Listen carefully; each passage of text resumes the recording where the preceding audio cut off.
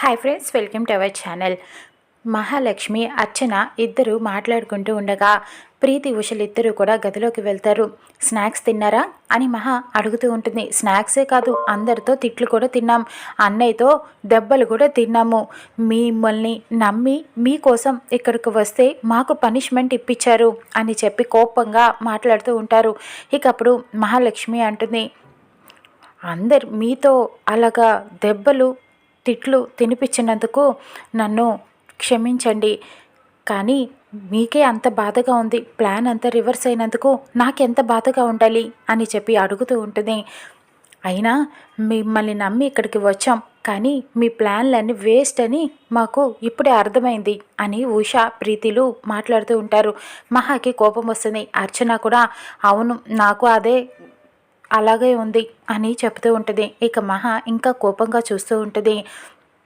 మీ ప్లాన్లు మాకు సగం సగం చెప్పారు, అందుకనే ఇలా జరిగింది, మీరు మొత్తం చెప్పి ఉంటే బాగుండేది కదా అని వాళ్ళు అడుగుతూ ఉంటారు. మొత్తం చెప్పితే మీకు ఏమై ఉండేది, భయపడేవారు కదా. అసలు మొత్తం జరిగి ఉంటే, నేను అనుకున్నది అనుకున్నట్టు జరిగి ఉంటే ఈ పాటికి సీత మెళ్ళో దండ వేసి సాగనంపేవారు, సెండ్ ఆఫ్ ఇచ్చేవాళ్ళు అని చెప్తూ ఉంటుంది. అంటే మీరు సీత వదిని చంపేయాలని అనుకున్నారా, అసలు ఈ లోకంలోనే లేకుండా చేద్దామని అనుకున్నారా అని ప్రీతి ఉషలు ప్రశ్నిస్తూ ఉంటారు. అవును, మీకేమైనా ప్రాబ్లమా అని అడగడంతో ప్రీతి ఉషలు భయపడి, ఏం లేదు, మీరు ఎలాగంటే అలాగే పెద్దమ్మ, మీరు ఎప్పుడు రమ్మంటే అప్పుడు వస్తాం, మీరేం చేయమంటే అది చేస్తాం అని వాళ్ళు చెబుతూ ఉంటారు. చాలా థ్యాంక్స్, మీరు ఎన్ని దెబ్బలు తిట్లు తిన్నా నా పేరు బయట పెట్టనందుకు చాలా థ్యాంక్స్ అని చెబుతూ ఉంటుంది మహాలక్ష్మి. మన నలుగురికి ఆ సీత ఉమ్మడిగా శత్రువు అని చెబుతూ ఉంటుంది. మీరు అలా నా పేరు బయట పెట్టినందుకు చాలా సంతోషంగా ఉంది, అందుకనే మీకోసం అని చెప్పి లోపలికి వెళ్ళి డబ్బులు తీసుకొని వస్తుంది. ఇదిగోండి, మీ ఇద్దరికి తలకు 1,00,000 ఇస్తున్నాను, షాపింగ్ చేయండి అని చెప్పి పంపిస్తూ ఉంటుంది. చాలా సంతోషంగా వాళ్ళిద్దరూ అక్కడి నుంచి ఆ డబ్బులు తీసుకొని వెళ్ళిపోతారు. అర్చన అడుగుతూ ఉంటుంది, మహా మరి నాకేం లేదా అని అడుగుతూ ఉంటుంది. ఏం కావాలి అని మహా అడగటంతో, వాళ్ళు చిన్నపిల్లలు కాబట్టి తలకు 1,00,000 ఇచ్చావు, నేను పెద్దదాన్ని కాబట్టి నేను షాపింగ్ చేసుకుంటా, నాకు కూడా ఒక 3,00,000 ఇవ్వచ్చు కదా అని అడుగుతూ ఉంటుంది. మహాలక్ష్మి చీపురు కట్ట కోసం అటు ఇటు వెతుకుతూ ఉంటుంది. ఏం వెతుకుతున్నావు అని అడుగుతూ ఉంటుంది. అర్చన చీపురు కట్ట ఎక్కడుందో కనిపించట్లేదు అని అనటంతో, వద్దులే, నువ్వు ఇప్పుడు దాంతో కొడతావు అని చెప్పి అక్కడి నుంచి ఎస్కేప్ అయిపోతుంది. సీత దేవుడి దగ్గర దీపం వెలిగిస్తూ ఉంటుంది. రేవతి వచ్చి మాట్లాడుతూ ఉంటుంది. ఏంటి సీత, దేవుడికి దీపం వెలిగిస్తున్నావా అని అడగటంతో, అవును, రోజు ఉదయం సాయంత్రం దీపం పెట్టమని అత్తమ్మ చెప్పింది, అందుకనే అని సీత అనటంతో, ఈ పూజలే నిన్ను ఆ దేవుడు బ్రతికిచ్చాడు, మళ్ళీ తిరిగి మా దగ్గరికి పంపించాడు, చాలా సంతోషంగా ఉంది సీత అని చెప్తూ ఉంటుంది రేవతి. మీ అందరి ఆశీస్సులు అభిమానం కూడా నన్ను బ్రతికించాయి పిన్ని అని అనటంతో, అవును, దీని అంతటికీ వెనకాతల ఎవరు ఉన్నారో తొందరలోనే తెలుస్తుంది, నువ్వు చాలా జాగ్రత్తగా ఉండు సీత, నీకోసం రామ్ ఎంత బాధపడ్డాడో తెలుసా, కన్నీళ్లు పెట్టుకొని ఏడ్చాడు కూడా, నీకోసం అల్లాడిపోయాడు, నీకోసం వాళ్ళ పిన్నిని ఎదిరించాడు, వాళ్ళ చెల్లెళ్ళని కొట్టాడు, అందరినీ కోపడ్డాడు, నీకోసం చాలా కంగారు పడ్డాడు కూడా, నీ ప్రేమ ఎంత గొప్పదో నాకు ఇవాళ అర్థమైంది, నువ్వు రామ్ ఎప్పటికీ ఇలానే ఉండాలి, రామ్ని ఎప్పుడు నేను ఇలాగా చూడలేదు, అలా కన్నీళ్లు పెట్టుకోవటం, నీకోసం ఎంత ఆరాటపడ్డాడో తెలుసా, తనకి ఇంత ప్రేమ ఉంది నువ్వంటే, ఇప్పుడే నాకు ఆ విషయం అర్థమైంది అని చెప్పడంతో ఇక సీత కూడా సంతోషపడుతూ ఉంటుంది. నిజంగానా అని అడుగుతూ ఉంటుంది. అవును సీత, సరే అయితే నేను వెళ్ళొస్తాను అని చెబుతూ ఉంటుంది. చాలా థ్యాంక్స్ పిన్ని, నువ్వు నా కోసం కంగారు పడి ఇక్కడికి వచ్చావు, మళ్ళీ నేను తిరిగి వచ్చేదాకా నా కోసం ఎదురు చూస్తూ నీ ప్రేమని చూపించావు, చాలా థ్యాంక్స్ అని అనటంతో, ఏదైనా అవసరం ఉంటే పిలువు సీత, నీకు హెల్ప్ చేయడానికి నేను ఎప్పుడు సిద్ధంగా ఉంటాను, మా పెళ్లి చేసావు, నాకు ఆస్తి కూడా పంచివ్వడానికి కారణం నువ్వే, నువ్వు ఎంత స్ట్రగుల్ ఫేస్ చేసావో అప్పుడు నాకు తెలుసు, నీకోసం ఏం చేయడానికైనా నేను సిద్ధంగా ఉంటాను, నాకు కూడా ఏదన్నా కావాలంటే సహాయం చెయ్యి అని చెప్తూ ఉంటుంది. ఇక సీతని దగ్గరికి తీసుకొని కౌగిలించుకొని, వస్తాను సీత అంటూ బయలుదేరి వెళ్తుంది. ఇక తర్వాత విద్యాదేవి సీతని తన గదిలోకి తీసుకువెళ్ళి మాట్లాడుతూ ఉంటుంది. తన కాటుక తీసి దిష్టి చుక్క పెడుతూ ఉంటుంది. సీత కాలికి కూడా పెడుతూ ఉంటుంది. ఏంటత్తమ్మా ఇదంతా అని అడుగుతూ ఉంటుంది. అవును సీత, నీకెంత పెద్ద ప్రమాదం తప్పింది, నీకు చాలా దిష్టి తగిలేసింది, అందరి దిష్టి కళ్ళు నీ మీదే అని చెబుతూ ఉంటుంది. నువ్వు ఉండగా నాకేమవుతుంది, నువ్వు చేసిన పూజల వల్ల నాకేమీ కాలేదు అని చెప్పడంతో, ఏమో సీత, నీకు అలా అయ్యేటప్పటికి నాకెంత భయం వేసిందో తెలుసా అని చెబుతూ ఉంటుంది.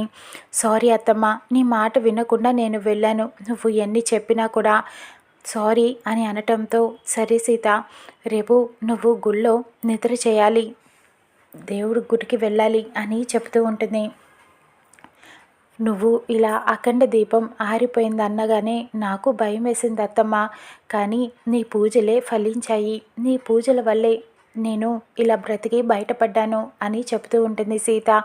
నీకోసం రామ్ ఎంత కంగారు పడ్డాడో తెలుసా, ఈరోజు రామ్కి నువ్వంటే ఎంత ప్రేమో నాకు అర్థమైంది. రామ్ గుండెల్లో నువ్వు చాలా పెద్ద స్థాయిలో ఉన్నావు తెలుసా, కన్నీళ్లు పెట్టుకొని బాధపడ్డాడు అని చెబుతూ ఉంటుంది.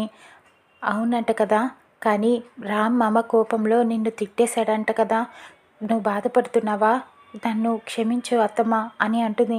అదేం లేదు, అప్పుడు కూడా నేను నీపై ఉన్న ప్రేమనే చూశాను. రామ్కి నువ్వంటే ఎంత ఇష్టమో నాకు తెలిసింది. మీ ఇద్దరు కలకాలం ఇలానే ఉండాలి.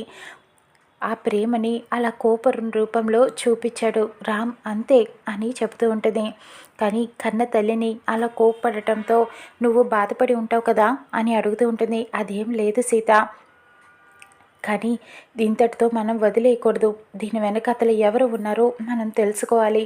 పంతులు గారు చెప్పారు, నువ్వు ఇంకా కష్టకాలంలోనే ఉన్నావని చెప్పి జాగ్రత్తగా ఉండు సీత, దీని వెనకాల ఎవరు ఉన్నారో, నిన్ను రామ్ని విడదీసే ప్రయత్నం ఎవరు చేస్తున్నారో మనం తెలుసుకుంటేనే మీరిద్దరూ హ్యాపీగా ఉండగలరు అని విద్యాదేవి చెప్తూ ఉంటుంది. అవునత్తమ్మ, వాళ్ళు డబ్బు కోసం నన్ను కిడ్నాప్ చేయలేదు, కావాలని చంపాలని ఉద్దేశంతోనే చేశారు, దీని వెనకాల ఎవరో ఉన్నారు అని సీత అంటుంది. ఒక్కసారి మీ అమ్మకి ఫోన్ చెయ్యి, తను చాలా కంగారు పడుతుంది అని అనటంతో ఇక అప్పుడు లలితకి ఫోన్ చేస్తుంది. సీత మాట్లాడుతూ ఉంటుంది. లలిత బాధతో ఏడుస్తూ ఉంటుంది.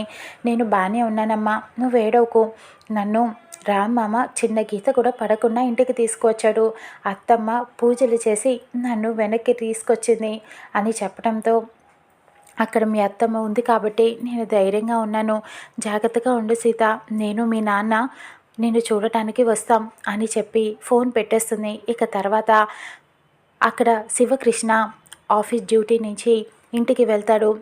లలిత జరిగిందంతా కూడా చెబుతుంది. ఇక అప్పుడు చాలా ఫైర్ అవుతూ ఉంటాడు. ఈ విషయం నాకెందుకు చెప్పలేదు అని అడుగుతూ ఉంటాడు. నేను సుమతి ఫోన్ ట్రై చేశామండి, కానీ మీ ఫోన్ కలవలేదు అని అనటంతో, ఎలాగైనా సరే రేపు సీత దగ్గరికి వెళ్దాము, దీని వెనుక అతను ఎవరు ఉన్నారో తేలుస్తాను, ఇంట్లోనే దానికి శత్రువులు ఉన్నారు, వదిలిపెట్టను, వాళ్ళు ఎవరైనా సరే అని చెప్పి ఫైర్ అవుతూ ఉంటాడు. మీరు నిదానంగా ఉండండి, కాస్త నెమ్మదిగా డీల్ చేయండి అని చెప్తూ ఉంటుంది లలిత. ఇక తర్వాత రామ్ దగ్గరికి వెళ్తుంది సీత, పాలు తీసుకొని పాలిస్తూ ఉంటుంది. విద్యాదేవి వచ్చి మీతో కొంచెం మాట్లాడచ్చా అని అడుగుతూ ఉంటుంది.